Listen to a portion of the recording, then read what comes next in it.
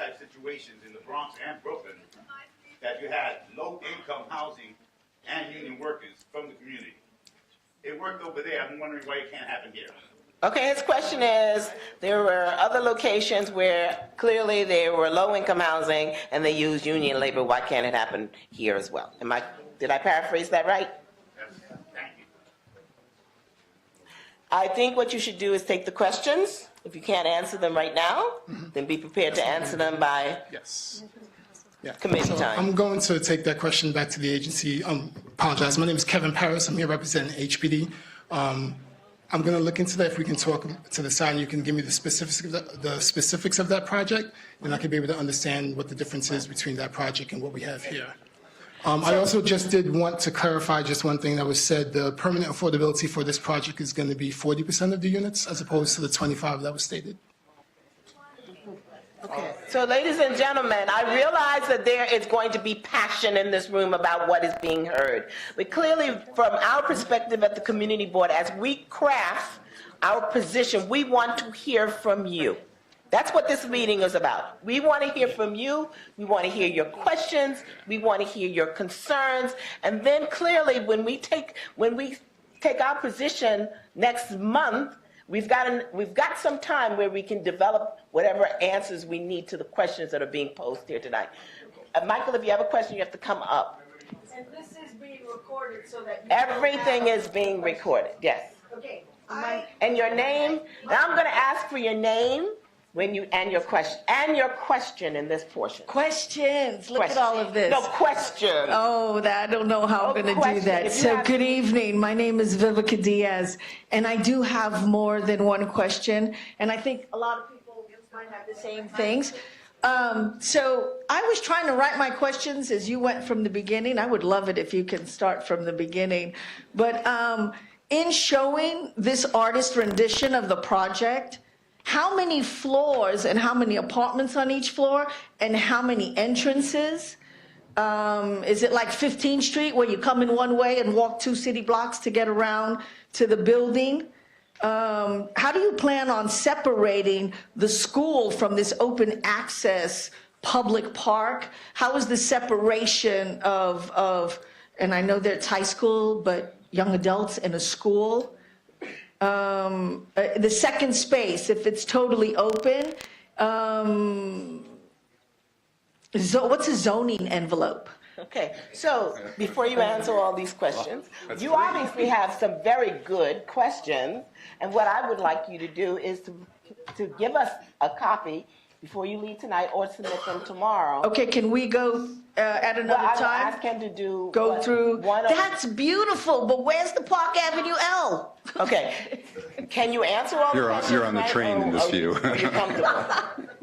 I'm giving you an opportunity here. Can you answer them? 3 questions. She can. If I can remember that. Okay, how many floors? How many floors? I'm going to say approximately 34. And how many apartments on each floor? Depends on which part of the buildings you're talking about. The residential, the affordable. It depends on which buildings you're talking about. There are 3 buildings here. It's going to be separated by income? No. No. Okay, so the tall building is one residential building? Yes. So this building is projected to be built in 3 phases. It's the way to make it workable on this site. It's not happening all at once. One building gets done, then the next building gets done, then the third building gets done. And so then people will move in. Move in sequentially over time. Okay. Right. The 112th Street and Madison Avenue, that's the tallest building? Yes. Is that the last phase? That's actually the first phase. That's the first. And that has 34 floors? Give or take, yeah. And I can give you the exact number. Approximate number of apartments on each floor? I'm going to say somewhere between 8 and 12 because it's not laid out yet. It's a glorified project. We've been asked by the Okay, I know you want to answer all the questions that's being asked, but again, in all fairness, not just to us, but to everybody in the room, we would like these questions to be written so that they can give us some answers, and we have a row of people behind you. Is this PowerPoint available to review, and then I could write my other probably... Yes, it is on the website. It's on the CB11 website. Thank you. Okay, thank you. Oh, is there a penthouse? Okay. Thank you. Ms. Collier? Your name and your question. My name is Wayne, and I'm just wondering why you were not more forthcoming with the information that only 25% of these units would be permanently affordable, because Sorry. It's 40%. 40%, but either way, the slide gives the impression of 100%, and I'm just wondering why you were not more forthcoming with that information. I mean, I don't think that we were trying to obscure the information.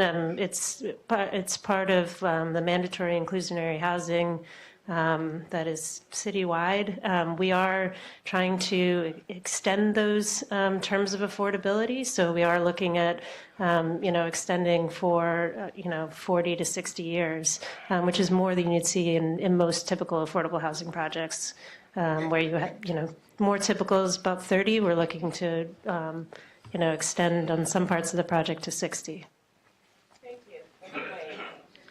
Hi, Marina Ortiz. So I just want to open by saying that I'm deeply offended by your incorporating a, quote, Lenape walking trail into this development, because that's a community that was violently displaced by the builders of this city, much like is happening today. My question is, why did you not partner with any community developers? Because they would have told you that that's idiotic and offensive.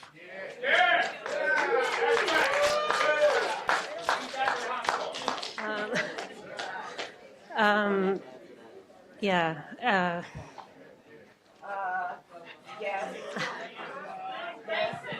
Yes. I'm sorry. Yeah, you are Evelyn. Yeah. No, I told him she didn't have to answer that. I mean, I can respond to, We will take that under consideration. Thank you. Oh, she was going to respond? I will respond to the community developer aspect of it. We are in conversations with a community developer that, is very promising, and for their confidentiality, we can't talk about that tonight, but we hope that in the next month we'll be able to present a local not-for-profit community developer that we'll be working with. Question? Evelyn? Good evening. My name is Evelyn Collazo. I'm a resident and artist that lives here in El Barrio. My question is, with regards to an impact study, what have you done on impact study on affecting the infrastructure, parking, social services that will impact, really hit the community, the electrical grid, and the water sewer system? And why are you building a charter school?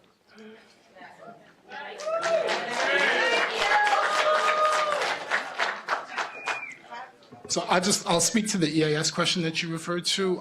So this project was analyzed as part of the larger East Harlem rezoning. So the findings that are within that document is where you will find answers to some of the questions you just asked. This was analyzed as part of the overall larger rezoning that's happening within East Harlem. I'm sorry, I don't understand your answer. I think mine was very simple. What is the impact that is going to be created on the community when this development comes in with regards to the uses of our social services, the water grid, the electrical grid? I mean, I don't want, give me studies that I have to look. I want an answer.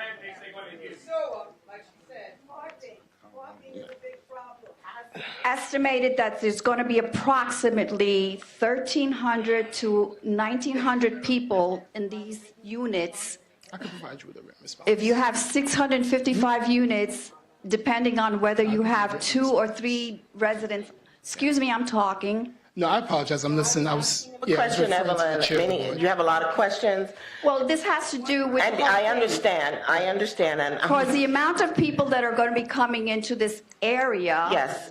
Is going to impact very much on the community, and it's going to affect the surrounding community and the services that we have right So now. I was just asking him to provide a written response, given that we have a lot to hear tonight. And would you please also submit your questions? Even though I know it's on the tape, we still need it in writing. I would like it in writing. And the other part is why you're building a charter school. Yes. Next. I have a mic, Diane, can I speak from? Oh, yes, Michael, you have a mic. You know, it's this is not the right forum to speak. We should bring our friends back for a Saturday presentation starting at 8 o'clock and have all these questions submitted in some kind of written form. Because I hear 40%, 25%, 100%. When administrations and City Hall change, so do the commitments. So we need to get something on paper. And the best way to get it on paper is to submit our questions on paper and hold them to it. But there's too many questions, too many people with their hearts on their sleeves.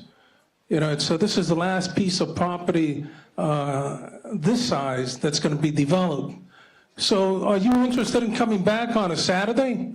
I mean, whether the board has a meeting or not, we don't always respond to the board. You know, we're many different people and many different almost tribes in East Harlem. So your answers have to respond to our questions. So. You have a question? Yeah, my name is Jeff, and I wanted to. Okay, Pilar, you are sitting in the board session, and yes, okay, thank you very much. Okay, do you want to respond to that? Because what you're asking is whether or not they would like to come back for a Saturday meeting. Who's going to sponsor it?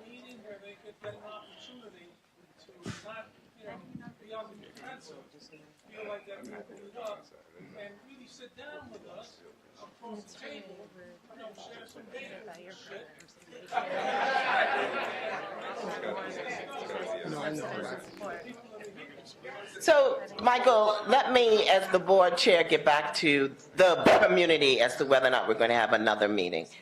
Okay? And Pilar, if you have something to say, you can get online. If you can get online. Okay, thank you. My name is Jeff, and I want to know how much does this project cost? That's a good question.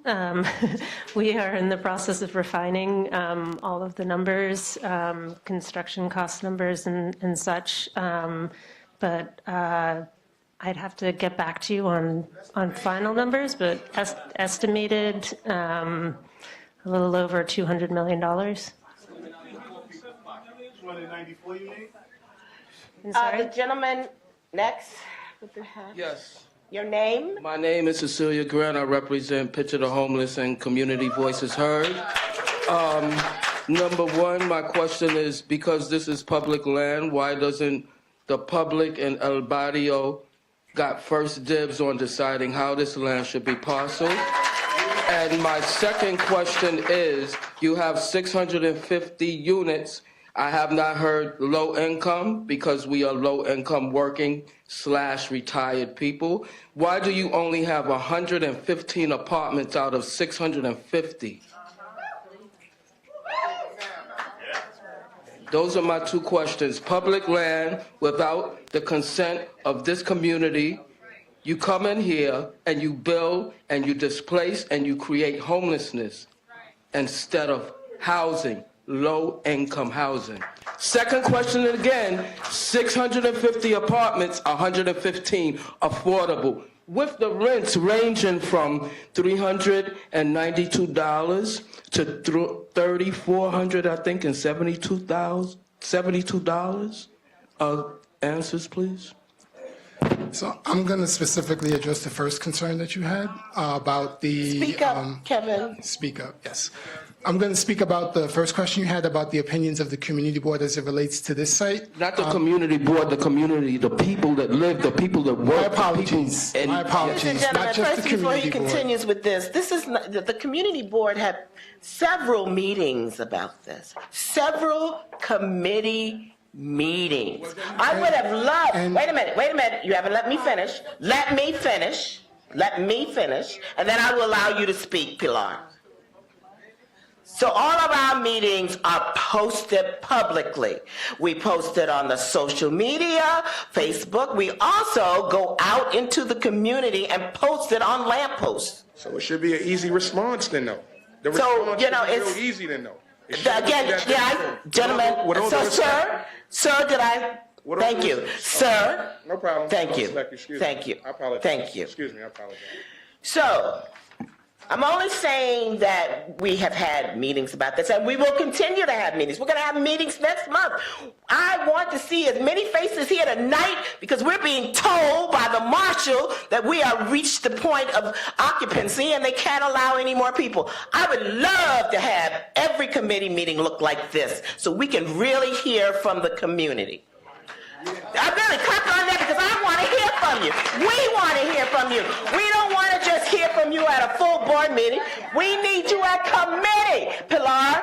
They're here right now.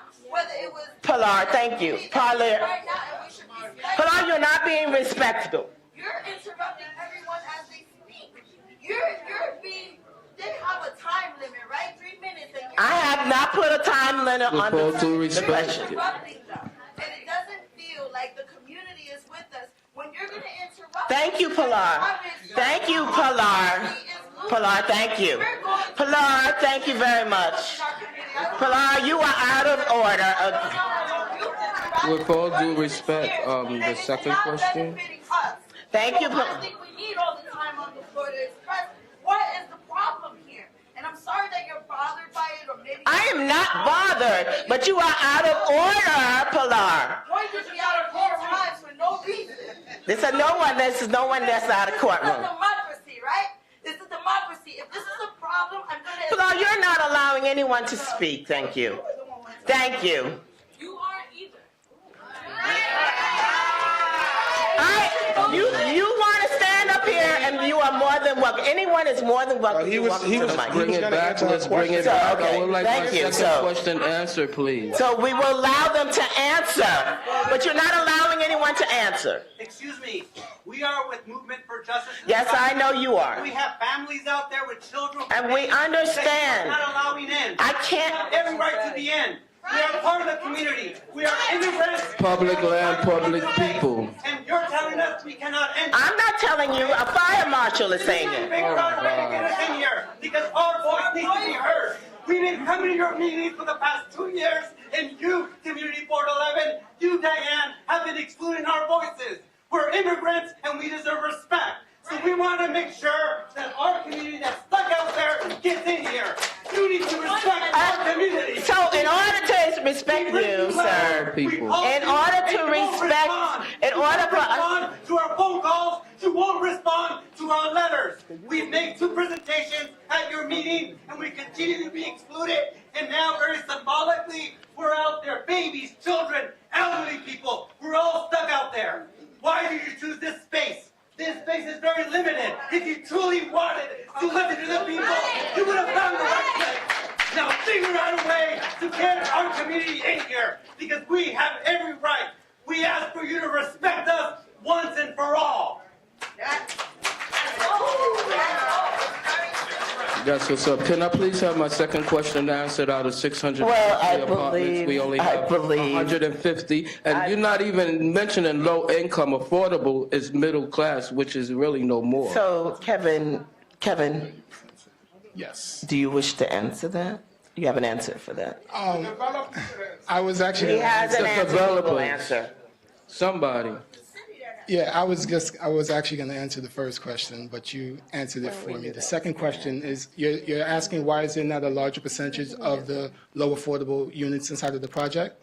Yes, and we need to use low income because our beautiful, we might be poor in finances, but we're rich in culture. We stick together, we are family. Sometimes dysfunctional, but we're family here. And we should be included. People outside shouldn't have to come in here arguing like, let me in. Right. That's why I have 2 questions. This is public land for public people. And the second question is, we have more than 115 people that needs low-income housing. Me, myself, Right. I'm from this community and I'm street homeless. I look at buildings going up by developers like you that we didn't even invite in here. We don't know you. We don't know where you come from. And you come in here like scouts, we're going to take this and we're out. So- when you come in, homelessness will rise. You already got people working 2 and 3 jobs. I'm sleeping next to people coming off their second shift at 2 o'clock in the morning. So my question is why we don't have more apartments for low-income working/retired like myself people. So the city is trying to respond to those needs in all of the developments that we put up in the city. This project is just one of those attempts to try to address those low levels of income within the community. We are trying our best to do what we can, and this project is one example of us. Okay, just a comment. Ask the people first that live here. Don't just come in and try to take what you want. And just to address that, last year... Someone on this side, I'm sorry, Kevin, you want to finish? No, I just want to say that the community was invited out. We did have a workshop at the beginning of last year where it wasn't just the community board. It was open to the entire public. We had a lot of people come out. Were you there? Well, I believe that we did. We incorporated the findings of that. I'm trying to see what is speaking. We did put that community report as part of the RFP, and we believe that the developers that submitted their proposals to that RFP did address a lot of the input that we received from that workshop. All the apartments should be low income. We, The as I said, gentleman to my right has a question. I just want to say one more thing. like to add something. As we said before, we are open to working with the city to pull down that top tier of affordability and push units down lower. And I think those conversations will be ongoing. We're absolutely open to it. Your name, sir? Good evening. My name is Justice. I'm organizer for Labor's Local 79.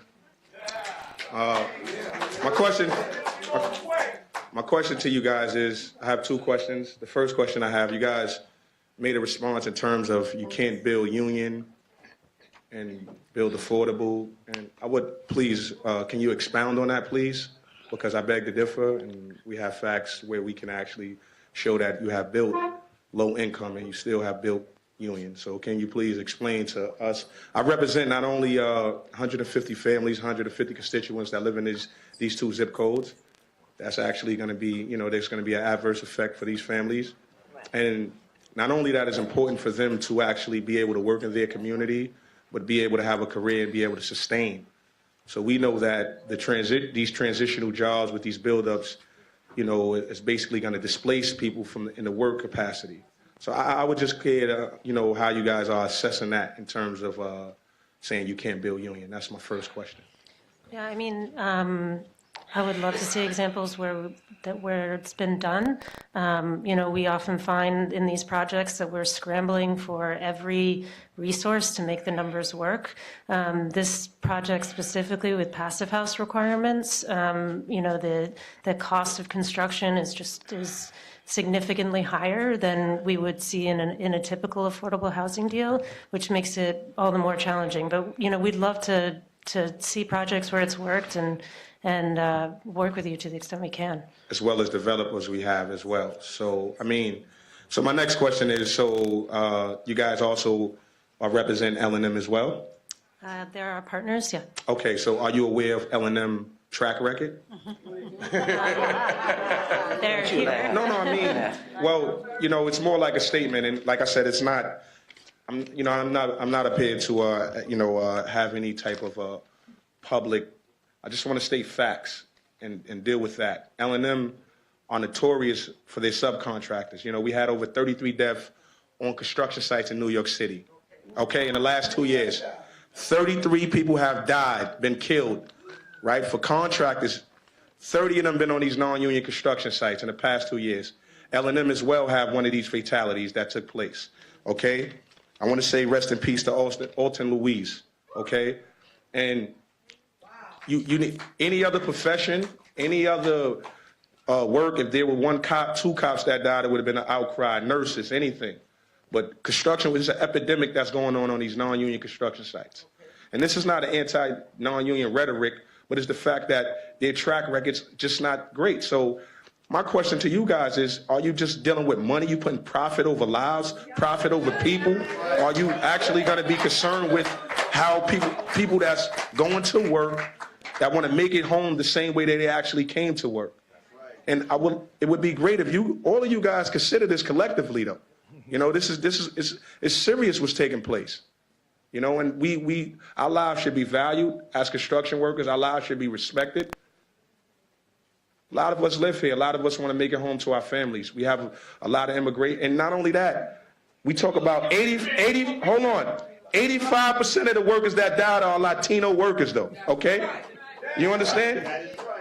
93% of them are immigrant workers as well that are being exploited for the likes of people like L&M and so on and so forth. So let's highlight this. El Barrio, right? The people united should never be defeated. But I just respect you guys to just take that into consideration, please. Thank you. And if I have any cards, I can exchange information to show that I didn't mean it. I don't want to cause a disturbance, but I just want to explain my point with all due respect. So you guys will be seeing me. I will hold you accountable to what you just said. So Justice, I do want to see you. I want to see you at our economic development. Everybody that's from my union, that's in here, that live in this community, please stand up. Then I look forward to seeing you. Not just tonight. No. We will, and I will be in. Thank you. And thank you guys for your time, please. Thank you. But I would like to explain something. Thank you. Appreciate your Justice. comments. Hello, my name is Selwyn Roberts. So before I go on, there are empty seats. So if possible, let's kind of get cozy. It's going to be a long meeting. If not, so that we can let some more people in. If not, there's some empty seats. No, not the empty seats up front are for the board members. Y'all can squeeze a little bit. Yes, you can get a little closer, Cynthia. I already counted at least 11. I'm just going to give it a second before we, so that. Still empty in the front. Still empty in the front. Those are for board members. Those are for board. I mean on the second tier? Second tier too. Okay. If they have. People stand. Yes. So we want to make sure that they get in. Again, are there any more seats? I know there, but these are board seats, and I want to for latecomers. For latecomers. And also, we have to step down when they're doing the presentation. Not unless you don't want us to come down. Thank you. Good afternoon, neighbors. My name is Selwyn Roberts. I've been in East Harlem for the last 42 years, living, working. I'm a real estate broker by trade. I have a real estate office, and these developers come in. They put up these developers with. But let's also look at some of the positive things. And I do think that, there are some things to highlight here that do serve our kids, our people. This is our home. I know we care about it. I love the enthusiasm. I get it, believe me. I bleed East Harlem just like everyone else here. So let's look at both sides of the coin, basically, is what I'm trying to say. Thank you. Thank you for your time. Thank you. Ms. Bennett? That's it? Okay, thank you very much. Jack Dana? Jack? Yes.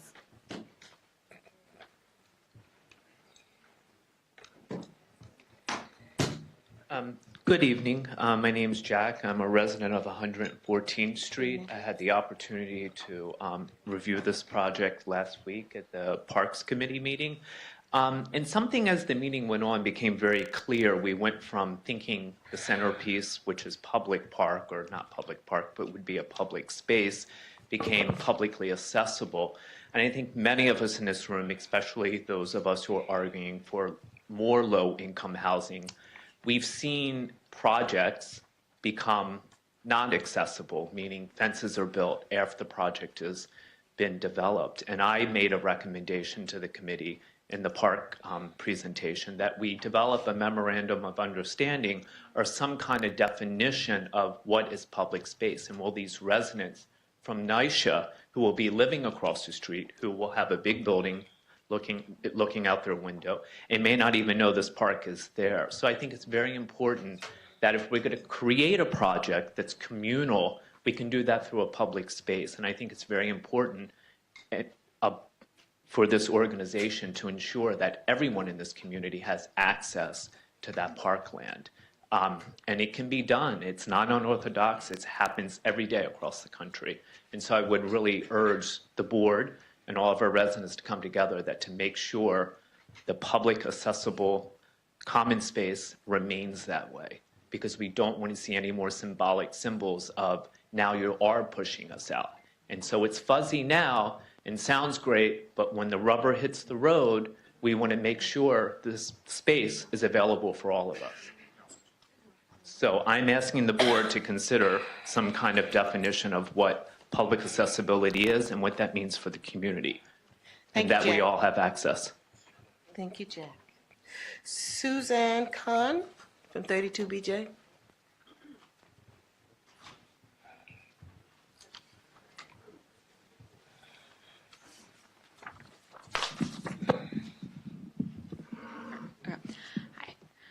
So my name's Suzanne. I'm here speaking tonight on behalf of the 80,000 building service workers represented by 32BJ who live in New York City, and over 1,200 32BJ members who live in East Harlem. 732BJ members also work in this neighborhood. These members maintain, clean, and provide security services in market rate and affordable residential buildings all across the 5 boroughs and in this neighborhood. And the building service jobs they have offered them wages and benefits that allow their families to live and work and succeed in this city. We want to make sure that the building service workers at the Sendero Verde site on 111th Street and at any new buildings that go up in East Harlem will have the same opportunities that 32BJ members have had.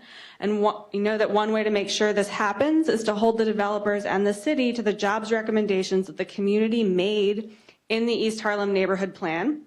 The East Harlem Neighborhood Plan includes a number of specific recommendations for development on publicly owned sites. As part of these recommendations, we ask that the community board urge the developers to commit to paying all building service workers at the site the prevailing wage and to hire locally, which I know they mentioned they were planning to do. So the prevailing wage for building service workers in New York City includes a family sustaining wage along with health and retirement benefits. This ULURP is another opportunity to say that the prevailing wage should be the standard for all new development in East Harlem. Yep. Thank you.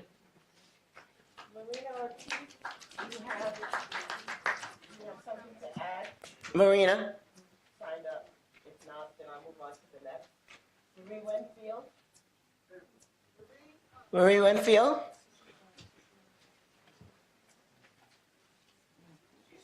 Yes, we see her. She's coming down. She's coming.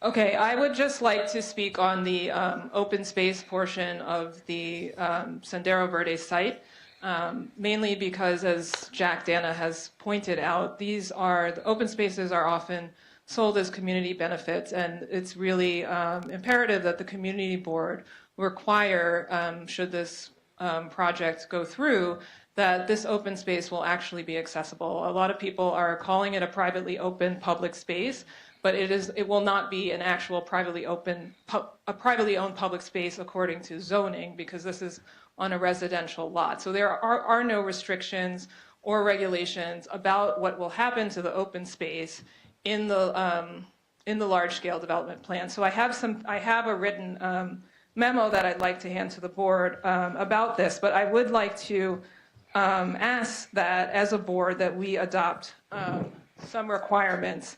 One, that this site provide access to the open space from the East 112th Street side by public throughway with visibility and transparency into the open space from the sidewalk. There are, unlike some of the other park spaces that we see that come through the board, this right now doesn't have required elements by item or quantity in a manner that we've seen through Community Parks Initiative sites, schematic designs, which tell us whether or not there will be benches, lightings, plants, any sort of signage, wayfinding, or other amenities that should be on the site. And the reason why this is important, should this become privately closed off, in the future, there should be a mechanism like POPs have for an enforcement action so that the public and community that has made this site possible through sweat equity and all of the work that community gardens and preserving the ball field has put into this space to allow any sort of development to be on it, there should be a mechanism for making sure that this space, the open space, remains open to the public. So in addition, it should require that this open space remains to have public access in perpetuity, that there are regulations on open hours, signage, wayfinding, and any other relevant requirements that you usually see in a POP site. There definitely needs to be some sort of mechanism for enforcement should there be violations. And the large-scale development plan should also indicate whether or not all of the organizations that are located on the site will have programmatic uses planned for the open space, because that would restrict the community and public use of the site. So I hope that you consider these recommendations and that no large-scale permit approval should be granted unless there are similar conditions or these conditions indicated by the board. Thank you.